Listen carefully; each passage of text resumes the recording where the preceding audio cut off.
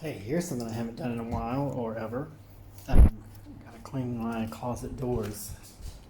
Just noticed, All right, I wasn't gonna mention this because it makes it sound real fancy, but I normally have a cleaning lady come and clean the apartment, and of course, since the lockdown, that has not been happening.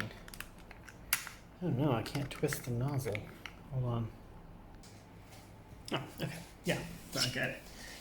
So anyway, so she can't come because of the pandemic. Now, it's not my cleaning lady. It's like I have her come. I guess I said that.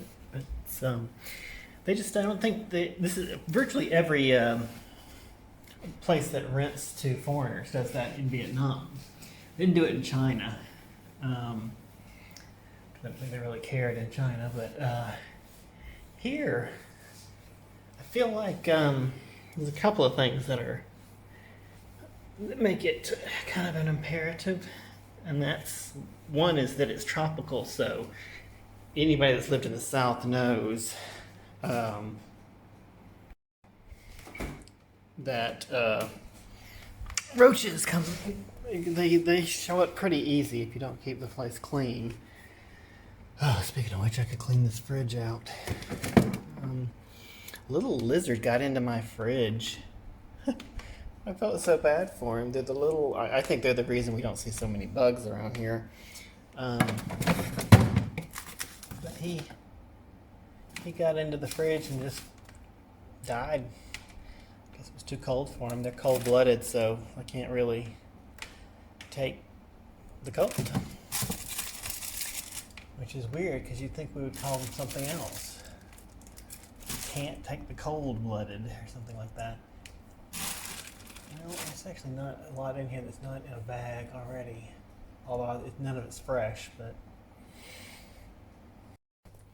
I'm just gonna wipe off the washing machine. Yeah, anyway, so I think it's just we know how easy it is for roaches to show up because if it's humid and hot most of the year, roaches go crazy. I know Savannah was one city where they don't take enough care to stop the proliferation of roaches, and where they are all over Savannah. You go out in that city and you will find just mounds of the nests in the street. It's crazy. At night, of course, they don't come out in the daytime. But yeah, I don't think they want that here. So they know they can't trust foreigners to keep stuff clean, which I'm sure is pretty true. Especially if the ratio of young people to older people is anything like it is and was in China. Young, just out of college, people coming here to teach English, they're not worried about cleaning the apartments. And the thing is, in a city, especially if they're Americans, because Americans used to live in the suburbs where none of this is as big a problem, right? But you get roaches in one building in a city, and it's like a fire.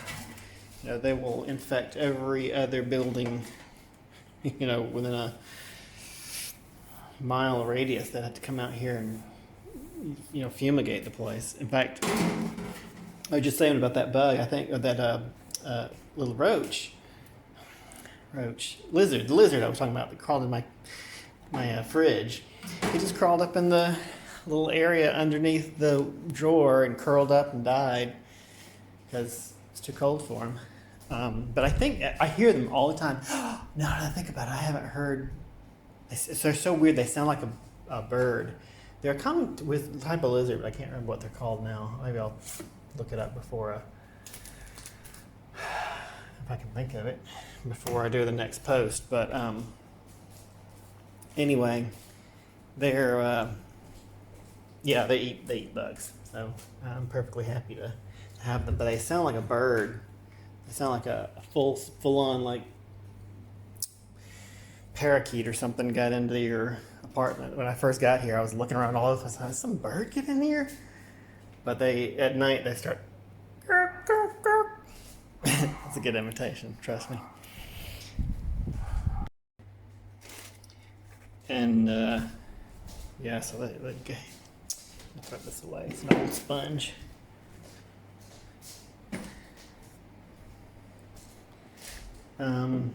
Yeah. Anyway, though, yeah, but I don't think they. I think they have people come and clean because first off, I'm probably the first person he's ever had come in here and stay. How long have I been here? A year and a half. I don't think these apartments were intended for that long stay, but since I don't own anything, it's perfectly big enough. It's a tiny little apartment, really, but for a studio, it's actually a perfectly good size, and I don't need anything else right now. I don't really need to even get all my stuff back from China, although there's some of the stuff I do need, so I guess I can't say that. But anyway, yeah. So they had the cleaning ladies come and keep the apartment, decent enough that it's not gonna get in their other apartments or mess up the neighbors. Although the neighbors here is a KTV, so I would think he would want to screw them over because when I first got here, well, I take it back. When I first got here, they weren't open because it's too close to the pandemic. Well, then it got better last year, and they opened back up. Like all KTVs and stuff did. Let me put this away, I think. Got a bunch of junk sitting out on my bedside table, and I don't really need all of this. Take the little plug-in charger out. Anyway, they were open. When they were open and they were actually had music going, it was crazy in here. And they would come over, periodically, and we want to look and see if there's something we can do about, make it. They were real nice about pretending to try and fix the problem of all the KTV. By the way, in case you don't know what KTV is, it's karaoke, but I'm just going to say Asian style karaoke. I assume it comes from Japan, but it's all over the place over here now. It's very popular. And it's just like karaoke in a bar in the States, except you rent a special room and you go in just with your friends and you play whatever music you want to play, and you've got the video and the words right there.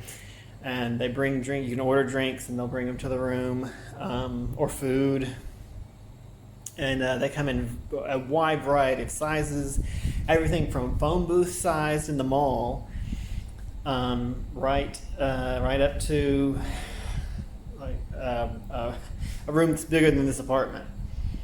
That's got couches and multiple couches and tables, and you can have 20 or 30 friends come in. So it runs the gamut, but it's private. It's like you don't go into a bar and like wait in line to get up there. In fact, the biggest problem in karaoke and in Asian style karaoke is that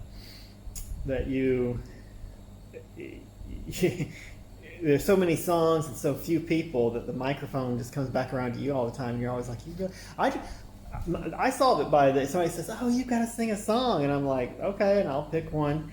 Well, first I'll tell them, "No, that's all right. I don't really want to do it." And then they push and push, and you go, "Okay."